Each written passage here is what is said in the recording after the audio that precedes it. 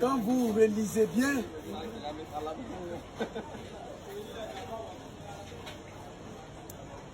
mais c'est une période, c'est quand vous appelez jour, devant moi, c'est une période.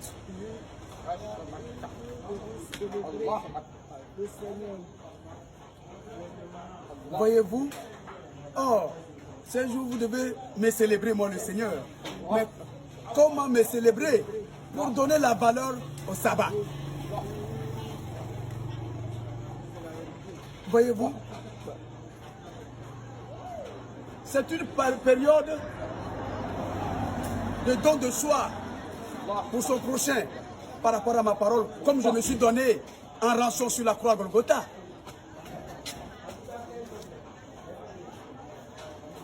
Voyez-vous? Donc, c'est par le cœur qu'il faut comprendre ma parole. Il faut être dans le spirituel. Vous comprenez pourquoi je vous avais interdit les choses de ce monde. Quand ton cœur prend la place de maison, de voiture, d'argent, tu ne peux pas comprendre ce que veut dire sabbat. C'est pourquoi vous avez vu, je suis contre les prêtres, les pasteurs, les imams qui passent tout leur temps à vous encaisser dans les églises. Donc vous êtes devenus les clients des prêtres et des pasteurs, des imams. Vous n'êtes plus des croyants. Amen, amen, je vous le dis, les prêtres, les pasteurs et les imams qui vous encaissent dans les lieux de prière que vous appelez église ou mosquée, ils ont fait de vous des clients. Alors que moi j'ai créé l'homme pour qu'il soit croyant. Et quand ces prêtres et ces pasteurs et ces imams vous voient dans leur synagogue, ils vous voient en leur argent. Du coup, vous vous êtes fait des clients et vous partez chaque fois vous leur donnez l'argent. Alors même que dans la Bible, ni dans le Coran, je n'ai mentionné ailleurs, je n'ai mentionné nulle part dans la Bible comme dans le Coran, va donner l'argent à un prêtre, à un pasteur ou à un imam pour avoir le paradis. Je vous ai dit, écoutez ma parole. J'ai été clair, là où 2 ou 3 personnes unies à mon nom cherchent à marcher selon ma parole, je suis au milieu d'eux. Donc si vous êtes allé dans une église, c'est pour aller écouter ma parole et aller appliquer dans vos quartiers, dans vos voyages, dans vos activités.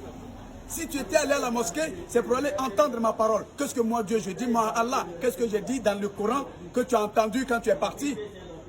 Et quand tu viens dans ta maison, tu commences à appliquer ma parole. Dans ton quartier, vis-à-vis des autres, ton prochain. C'est pourquoi j'ai dit la première église, c'est ton cœur, l'œuvre de ton cœur. La première mosquée, c'est ton cœur, l'œuvre de ton cœur. Ce n'est ni prêtre, ni imam, ni pasteur qui peut te sauver. C'est par ma parole et ton comportement conformément à ma parole, accompagné des œuvres, à l'exemple du bon samaritain.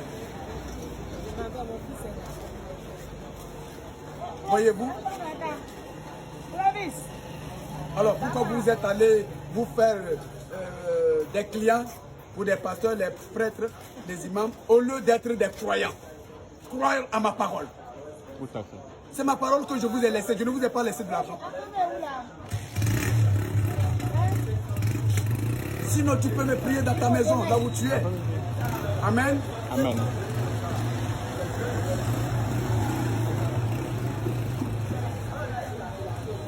C'est comme ça que je fonctionne. Ils ne vous ont pas enseigné ma parole. Ils ont passé tout leur temps. Oh, dans les églises, j'entends maintenant, Satan sort, Satan sort, Satan sort. Tu étais où et Satan rentre à toi? Satan, c'est l'œuvre que tu pratiques. Quand elle est mauvaise, tu es Satan.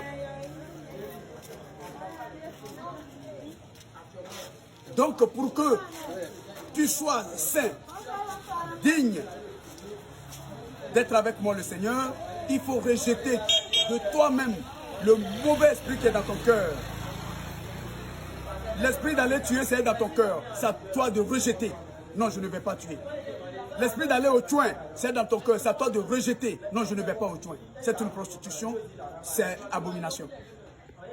Tout esprit qui te traverse le cœur, parce qu'avant de pratiquer un acte, poser une œuvre, ça vient du cœur. Effectivement. Or, si tu as la foi en ma parole, tu ne peux te permettre d'aller faire le mal à autrui. J'ai dit, aimez-vous les uns les autres. Par l'amour par lequel je vous ai créé. Soyez charitables. Les exemples sont légion, que ce soit dans la Bible comme dans le Coran. Parce que je suis le Dieu unique pour tous. Vous voyez? Donc, il n'y a pas un Dieu pour les musulmans, il n'y a pas un Dieu pour les chrétiens. Il n'y a pas un Dieu pour les blancs. Vous vous êtes fait des dieux, mais c'est votre choix. Car ma parole fut claire. Quand j'ai envoyé mes apôtres en mission, j'ai dit allez-y annoncer ma parole à tous les hommes de la terre, afin que quiconque croit soit sauvé. Donc c'est dit que ma parole concerne tout le monde. Si toi tu es allé te faire un Dieu, parce que tu es musulman, tu as ton Dieu, c'est ton choix. Si toi tu es allé te faire un Dieu parce que tu es chrétien, tu as un Dieu, c'est ton choix. Alors, je suis venu, c'est la fin des temps. Et bientôt, je vais établir mon paradis et c'est le temps du paradis qui va commencer et c'est pour l'éternité. C'est pourquoi je vous ai dit, ayez le bon comportement pour sauver vos âmes, pour avoir part à la vie éternelle dans la nouvelle Jérusalem que j'ai baptisé le paradis. Amen. Amen. C'est de ça qu'il s'agit. Que tu sois blanc, qui que tu sois, quand ton cœur n'a pas pratiqué de bonnes œuvres, tu ne peux aller dans mon paradis bientôt. Personne ne peut accéder à mon paradis s'il n'a pas eu une bonne œuvre par son cœur. C'est par vos cœurs, à travers vos œuvres, que je juge. J'ai été clair dans ma parole, c'est le juste qui peut être au paradis. Vous avez vu que quand j'ai établi Abraham, celui que vous appelez Abraham, ce n'est pas Abraham, enlevez le R, c'est Abraham. Quand je l'ai établi, je lui ai dit quoi? Tu as eu la foi en moi, le Seigneur. Maintenant, la foi ne suffit pas. Il faut accompagner la foi des œuvres. Et j'ai expliqué ça tantôt. La foi, comme certains pasteurs, prêtres, ils m'ont enseigné de vous faire le lavement du cerveau, en vous disant la foi, c'est de croire à une chose, d'espérer à une chose que tu ne vois pas. C'est une mauvaise interprétation. Je vous dis en clair, la foi, vous avez vu, quand vous allez à l'église catholique, ou même quand vous allez à la mosquée, on vous dit de faire la profession de la foi. C'est-à-dire reconnaître que moi, Dieu, je suis ton créateur, le Seigneur, et mettre ton cœur sur moi, et rester à l'écoute de ma parole, et marcher selon ma parole, et pratiquer les œuvres conformément à ma parole, à travers ton cœur. C'est ça la profession de la foi. Reconnaître que moi, Dieu, je suis ton créateur. Le Seigneur Tout-Puissant, créateur du ciel et de la terre, de l'univers visible et invisible. Je suis au-dessus de tout autre Dieu que vous vous êtes imaginé. Puisque c'est moi qui peux pourvoir à tes besoins. C'est à moi qu'il faut avoir la foi. Parfait. Sinon la foi, il ne s'agit pas de croire ou d'espérer à une chose que tu ne vois pas. C'est une explication démoniaque. C'est pourquoi vous voyez vos prêtres, vos pasteurs, vos imams vous promettent des maisons. Et chaque fois, ils vous font faire des quêtes. Ils vous promettent, tu vas avoir voiture. Dans les églises, oh Dieu tu es puissant. Des crises inutiles, alors que j'ai été clair dans ma parole. Ce n'est pas à force de parole. Vous qui criez dans les synagogues, pour montrer que vous avez des belles voix, que vous savez parler. Ma parole n'est pas français. Ma parole est divine, car je suis le Dieu divin.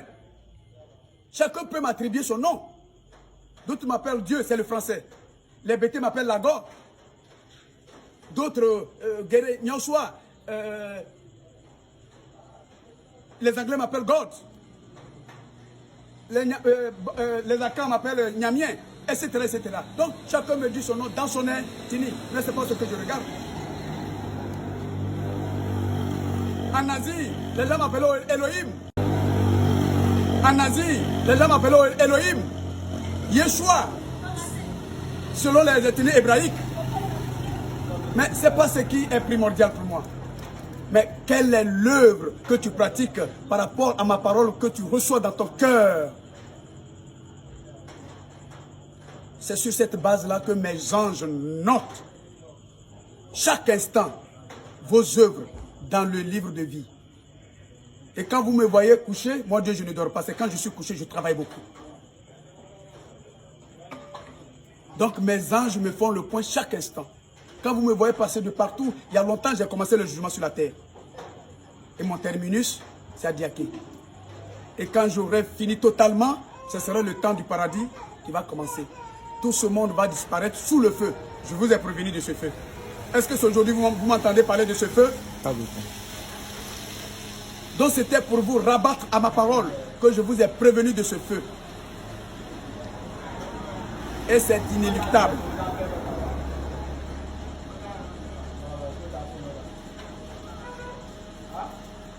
C'est la fin des temps. Après le temps d'Adam et Ève, vous avez vu que j'ai détruit la première génération d'Adam et Ève par le déluge. Tout à fait. J'ai sauvé Noé et sa famille. Ensuite, j'ai établi le temps d'Abraham. Rien que de désolation à ma parole. Désobéissance à ma parole. Vous avez vu que la situation était devenue gravissime.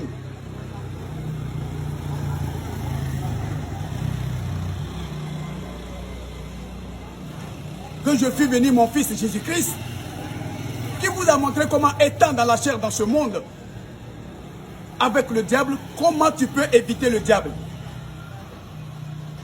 Je vous l'ai montré à travers mon fils Jésus-Christ, qui s'est comporté partout. Vous l'avez vu. C'était un enseignement que je vous ai inculqué. Raison pour laquelle je lui ai fait entourer des disciples. À ce temps-là, vous connaissez bien ces disciples. Vous savez, là où j'ai pris ces disciples, au large de la mer, alors qu'ils étaient en train de pêcher. Par ce signe, je leur ai dit, ne partez pas. Puisqu'ils partaient découragés, lancez le filet là, vous allez prendre des poissons. Ils en ont lancé. Est-ce qu'ils ont manqué de poissons? Ils en ont pris à gogo. Ils en avaient même pris un peu qu'on a mangé. Et je leur ai dit quoi? Je leur ai dit cette parole. Désormais, vous n'allez plus pêcher des poissons, mais vous allez pêcher des hommes. Est-ce que ça signifie qu'ils vont aller tuer les gens? Non. Allez annoncer ma parole à tous les hommes de la terre. Mais avant de le faire, suivez-moi à travers mon fils Jésus-Christ pour voir comment on pêche les hommes. Vous savez pêcher les poissons. Maintenant, à travers mon fils Jésus-Christ, je vous montre, vous les disciples, comment on pêche les hommes. Et vous avez vu à travers mon fils Jésus-Christ, j'ai parcouru toutes les zones de l'Asie, enseigné ma parole. J'ai guéri tous ceux qui venaient me voir avec leur maladie. Est-ce que vous m'avez vu encaisser l'argent à quelqu'un? Non. Ma parole est sainte, est pure. Je ne peux rendre ma parole impure par l'argent, jamais. C'est pourquoi vous avez vu, pendant ma mission, quand j'ai rencontré les collecteurs d'impôts qui m'ont présenté une pièce d'argent. Allez-y lire. Ils m'ont demandé, mais Seigneur, cette pièce d'argent, à qui nous devons la remettre? Je leur ai dit, regardez sur la pièce. La pièce porte l'effigie de qui? César. Et je leur ai dit, remettez à César ce qui est à César et à moi, Dieu, ce qui m'appartient. La sainteté. Le Saint-Esprit par les bonnes œuvres. C'est tout. C'est là que vous devez comprendre que je ne suis pas le père créateur d'argent. C'est pourquoi vous me donnez, partout où vous me donnez l'argent, je passe, je ne peux prendre l'argent. Ce que j'ai créé, quand j'ai créé l'homme, c'est la nourriture que j'ai donnée à l'homme. Vous me voyez demander de la nourriture. C'est tout. Vous avez beau dire, oh, ne lui donnez pas s'il passe, mais j'ai le pouvoir de me pourvoir. Ce que je veux, quand je veux. Quand tu me donnes, quand j'ai envie, je prends. Quand je n'en ai pas envie, je ne prends pas. Je ne dépends de personne. C'est moi qui ai voulu que l'homme ait le bon comportement pour habiter avec moi. Si vous n'en avez pas voulu, j'en ai le pouvoir de me faire de nouveaux anges qui vont habiter avec moi dans mon paradis. Voici qui est clair. Amen, amen, je vous le dis. Il n'est pas bon qu'un prêtre qui se dit prêtre, un pasteur qui se dit pasteur, un imam qui se dit imam, qui dit qu'il prie pour une femme. Je singularise la femme parce que c'est une situation dramatique que je n'ai jamais aimée. Parce que la femme que j'ai créée est une gloire. Vous entendez partout, tel pasteur dit, j'étais en train de prier pour cette femme et j'ai été tenté par Satan. Mais ça veut dire que toi-même, le prêtre, le pasteur ou l'imam, tu es démon. Quand tu as été tenté, qu'est-ce que tu as dit à la tentation? Tu appliques la tentation ou tu rejettes la tentation?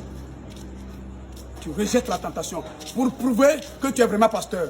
Tu rejettes la tentation qui te dit de coucher avec la femme. pour prouver que vraiment tu es pasteur ou tu es prêtre ou tu es imam. Tu ne vas pas finir de coucher avec la femme et puis tu te lèves gaillardement, sauvagement pour dire que tu as été tenté. Quand tu es tenté, tu fais quoi?